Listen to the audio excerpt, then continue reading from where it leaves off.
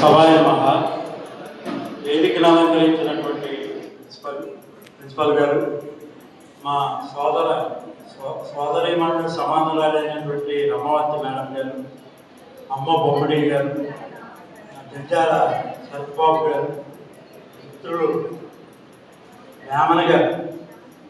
వేమన ఏ కాలంలోనో వెళ్ళిపోయి తను రాసుకున్న కాలాన్ని దాటిపోయిన తర్వాత కొన్ని వందల సంవత్సరాల తర్వాత కొంతమందికి వినియోగంలో తేవాలని చెప్పి ఆయన పడుతున్న పాటకి నేను సరస్వతి పాదకం చేస్తున్నాను.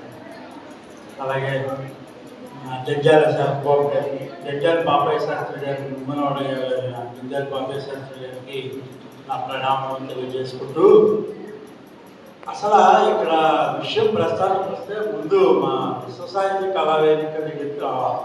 అక్కడి నుంచి మన బోరు పట్టించకుండా కొంచెం వేగంగా నుడివిడి తక్కువగా ఉంటుందా నేను నా ప్రసంగాన్ని పూర్తి చేయగలుగుతున్నాను.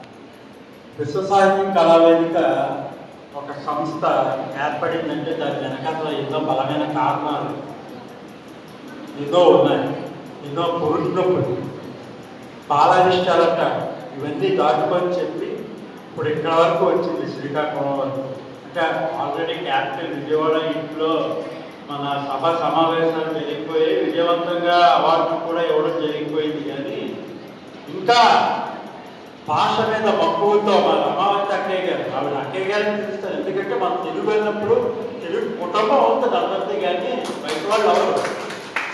అక్కయ్య గారని ఎందుకంటారు, చంద్రబాబు గారిని అన్నయ్య గారని ఎందుకంటారంటే మనంతా కుటుంబం, తెలుగు వాళ్ళు కుటుంబం. మనం ఏ దేశంలో కలిసినా, ప్రపంచంలో ఏ దేశంలో కలిసినా మీరు ఎక్కడ వారంటే తెలుగు వారంటే కట్టుమని మీరు అటాచ్ అయిపోతారు. అవునా కాదా? అంత అంతరంగిక భావం తెలుగు మన మాతృభాషలో తప్ప మరో భాషలో లేదు. అందువల్ల వీళ్ళందరూ నా కుటుంబ సభ్యులుగానే నేను భావిస్తాను. ఇక నా కోసం చెప్పుకోవాల్సి వస్తే, నేను ఇంటర్మీడియట్ స్థాయి నుంచే కవిత్వాన్ని రాసుకొచ్చి అలా ఆకలమ్మ ఆకలేస్తుంది, కడుపులో ఉన్న ఈ తల్లి బిడ్డకి ఆకలి అని చెప్పి 8వ తరగతిలో రాసిన